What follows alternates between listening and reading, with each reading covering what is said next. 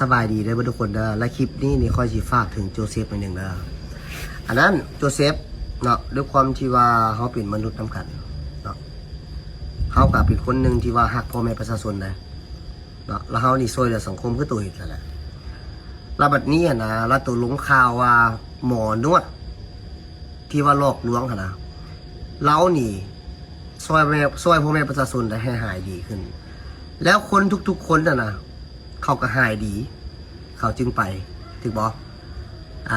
แล้วเรื่องเงินเรื่องขายขนาดแล้วแต่บุคคลนั้นสิให้เฮานี่นะเนาะเป็นคนนะเนาะเป็นมนุษย์นะเขาบูงูขนาดนั้นที่จะหลงเชื่อสิ่งที่แบบเป็นไปบ่ได้แล้วเงินอยู่ในถุงเขานี่นะเขาบ่สามารถจกให้คนอื่นง่ายๆได้โดยที่ว่าเขาบ่ได้รับสิ่งที่ตอบแทนเด้อมื้อนี้ข่อยกับเมื่อยเนาะข่อยกับไปซอยเรียกอาจารย์ลินมาข่อยกับเลยมานั่งแก้ข่าวให้โจเซฟอีกเด้อโจเซฟ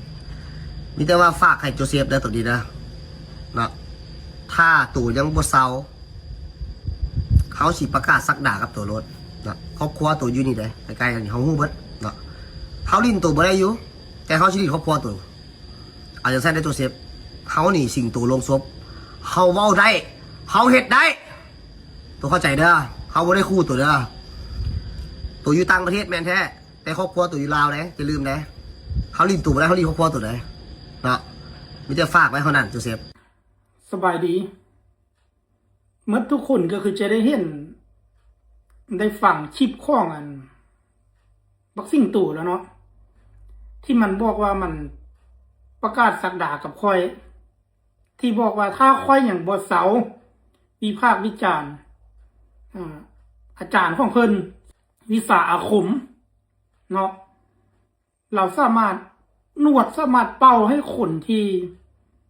บ่สามารถย่างใด6-7 เดือนกลับมาเล่นได้เลยถ้าค่อยบ่เศร้านะเพิ่นจะลิ้นครอบครัวค่อยเพิ่นลิ้นค่อยบ่ได้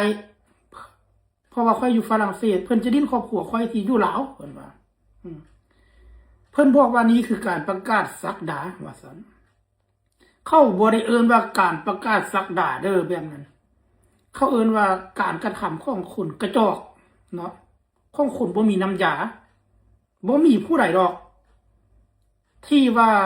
เวลาไปมีปัญหากับคนอื่นเฮ็ดหยังเข้าบ่ได้แล้วสิไปเฮ็ดหยังกับครอบครัวของเขาหั่นนะ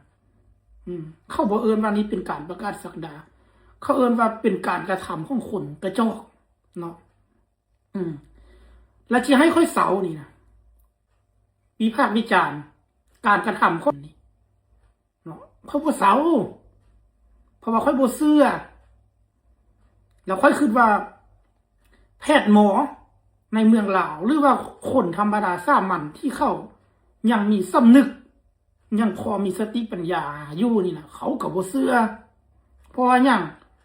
เพราะว่ามันเป็นไปบ่ได้เนาะ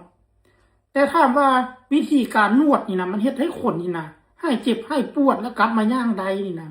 มีบ่มีแต่ว่ามันบ่ง่ายปานนี้เนาะคนที่จะเป็นหมอนวดแบบนั้นใดนะเขามีความรู้เรื่องระบบประสาทเรื่องเส้นเอ็นเรื่องกล้ามเนื้อแล้วเขาก็ค่อยบำบัดค่อยเป็นค่อยไปเนาะแล้วก็ให้เฮ็ดกายภาพบำบัดบ่แม่นสิไปนวดบึดเดียวละเล่นใดนี่นะมันเป็นไปบ่ได้และมันเป็นอันตรายด้วยซ้ำถ้าบ่รู้วิธีนวดไปนวดมาโลมาเลนะไปอ้างความศักดิ์สิทธิ์แบบนั้นหั่นน่ะมันเฮ็ดให้คนนวดน่ะมีผลข้างเคียงที่มันหุนแห้งกว่าเก่าซ้ำมึงฮู้อยู่บ่บักสิงโตเรื่องนี้น่ะแล้วบอกว่าเขาเป็นมนุษย์คือกันว่าซั่น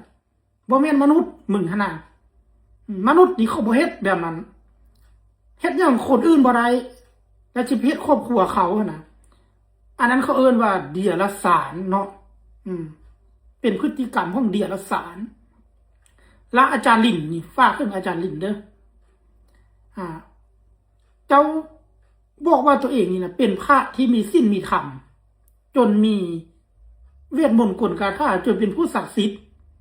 เจ้าคิดอย่างไรที่ลูกศิษย์ของเจ้าที่ว่าเวลาคนเข้าไปวิพากษ์วิจารณ์เจ้าแล้วลูกศิษย์เจ้านะบ่มีน้ำยา บ่มีปัญญาที่จะมาเฮ็ดหยังผู้วิพากษ์วิจารณ์ใดและที่ไปลิ้นครอบครัวของเขาหั่นน่ะเจ้าเป็นพระเจ้าสอนลูกศิษย์เจ้าในนั้นซะบ่ขนาดนักเลงมาเฟียผู้ที่เขาเจ้าน่ะยิ่งในศักดิ์ศรีนะเขายังบ่สอนลูกน้องเขาแบบนั้นเลยแต่ว่าเจ้าเป็นพระนี่นะเจ้าสอนลูกศิษย์เจ้าในนั้นวะแล้วเจ้ายังคิดว่าตัวเองเป็นพระอยู่บ่ถ้าเจ้าบ่ได้สอนเจ้าเห็นคลิปของมันนะที่มันมาปกป้องเจ้าแล้วมันสิใช้วิธีแบบนี้นะข้อยจะถามเจ้าฝากไปถามเจ้าว่า เจ้าเห็นดีเห็นงามบ่กับพฤติกรรมที่มันต่ำตรงแบบนี้หั่นน่ะเนาะฝากถามนี่เด้อกาสวัสดีและก็สวัสดีพ่อแม่พี่น้องทุกๆคนนะพี่น้องคลิปนี้ก็จะมาว่าอีกแล้วพี่น้องก็คือทุกคนอยู่ทีมในระหว่างโจเซฟกับสิงโตลงศพนะพี่น้องเนาะก็คือตอนนี้กำลังเป็นกระแสดราม่ากันเนาะกำลังสะกันเดือดเลยเนาะก็คือแปลว่าไอสิงโตนี่ก็ไปคู่ฮอดครอบครัวของไอโจเซฟเนาะไอโจเซฟก็เล่ากับโฟร์ตามกระแสของเราที่เราเห็นต่างเนาะก็คือบางคนก็เชื่อไปเนาะก็คือเกี่ยวกับประเด็นก็เกิดขึ้นจากอาจารย์กับพระอีหยังนั่นแหละเนาะก็คือนวดเส้นนวดเองอีหยังต่างๆนั่นแหละเจ็บขาเจ็บอีหยังก็ไปนวดขานวดอีหยังเนาะพี่น้องก็คืออย่างที่หลายๆก็ถ้าเป็นคนลาวก็น่าจะเห็นอยู่นะตอนนี้กำลังเป็นกระแสไปเบิ่งได้ในเฟซโจเซฟนะพี่น้องก็คือกำลังเป็นกระแสเดือดเลยเนาะวันนี้แล้วมันก็เกิดประเด็นดราม่าขึ้นนะพี่น้องก็คือเกิดประเด็นดราม่าก็คือแบบว่าเขายังเขาชิท้ากันอะไรนะพี่น้องท้าทายกันไปกันมาและคมคูถึงครอบครัวพร้อมนะพี่น้องเนาะก็คือสิงโตลงศพเพิ่นก็จัดครอบครัวนะเพราะว่าเราเฮ็ดไอโจเซฟบ่ได้เราก็จะเฮ็ดครอบครัวอย่างประมาณนี้นะไอสิงโตเราว่านะและทุกคนคิดว่าจังไดเนาะก็คือตอนนี้ก็คือคอมเมนต์คนลาวก็มีทั้ง2ฝั่งนะพี่น้องฝั่งนึงก็บอกว่าจัดมันเลยไอยังก็ไอสิงโตและบางคนก็บอกว่ามันแม่นไผอย่างประมาณนี้นะไปเบิ่งคอมเมนต์นะพี่น้องก็คือโอ้โหกำลังเป็นกระแสในตอนนี้เลยนะพี่น้องเนาะเกี่ยวกับพระเนาะพระก็คืออันนี้ขอถึงพระที่เคยมาอยู่ในประเทศไทยนะพี่น้องเนาะพระรินนั่นแหละเนาะก็คือเราเคยมีปัญหาอยู่ประเทศไทยแล้วก็ตะเพิดหรือว่าเพิกถอนกลับไป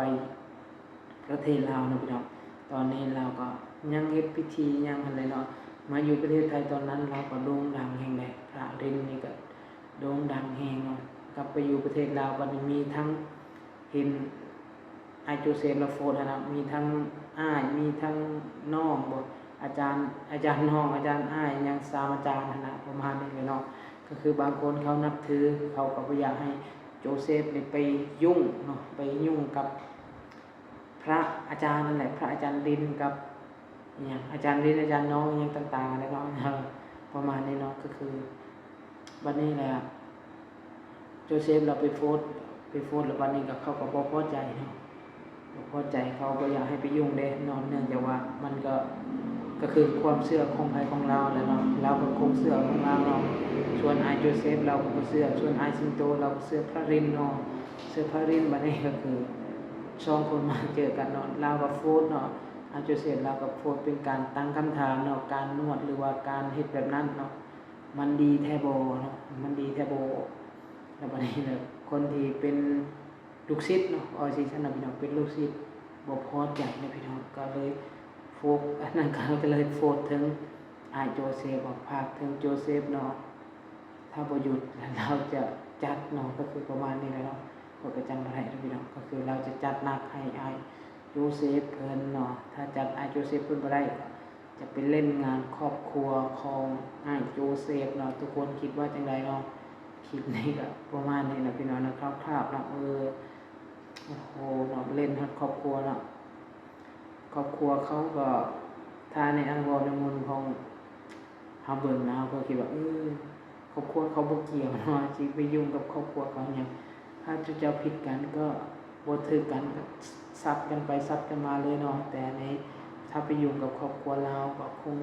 จะบ่เหมาะปานใดเนาะอันนี้สำหรับส่วนตัวค่อยเห็นเนาะแต่เขาเจ้าก็สะกันไปสะกันมาเลยเนาะแต่ก็บ่มีภัยแนวภัยตอนนี้แต่ก็บ่ฮู้ว่าสิจบจังไดเนาะไป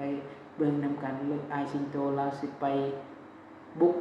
ครอบครัวถึงไปบุกถึงครอบครัวโจเซฟบ่หรือว่าจังไดเฮาก็ถ้าเบิ่งนํกันนะพี่น้องแต่ว่าตอนนี้ก็คือมีคำว่าออกมาแล้วนะเพราะว่าถ้าเฮ็ดโจเซฟบ่ได้ก็เจ้าก็สิเฮ็ดไปเฮ็ดครอบครัวลาวอหยังประมาณนี้ครอบครัวลาวอยู่ลาวอหยังประมาณนี้อยู่แต่แถวอายสิงโตลาวอยู่นะพี่น้องเนาะคลิปนี้ก็คือ ให้ทุกคนพิจารณานำกันนะว่ามันถึกบ่หรือว่าจังไดเนาะคลิปนี้ก็จะจบประมาณนี้เนาะพี่น้องเนาะขอบคุณถ้าผิดพลาดกันแล้วขอโทษขออภัยทุกคนเนาะคลิปนี้ก็ขอบคุณขอบใจทุกๆคนที่เข้ามาเบิ่งคลิปขอนะพี่น้องเนาะบ๊ายบายนะพี่น้องเนาะ